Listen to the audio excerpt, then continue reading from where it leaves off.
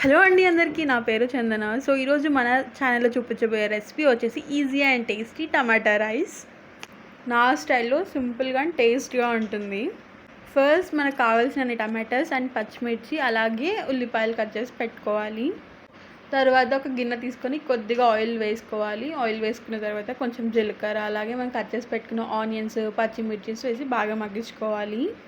చాలామంది కామెంట్ చేసినారండి, ఏంటక్క నువ్వు రెసిపీ చెప్పేసి వెళ్ళిపోతావు, ఇంకేదైనా మాట్లాడవచ్చు కదా, మంచిగా వీడియోస్ పోతాయి నీవి అంటే. నాకు మాట్లాడడం రాదండి, బయట ఎంతైనా మాట్లాడతా, బట్ స్క్రీన్ మీద అస్సలు మాట్లాడలేకపోతున్నాను వాయిస్ ఓవర్ ఇచ్చేటప్పుడు.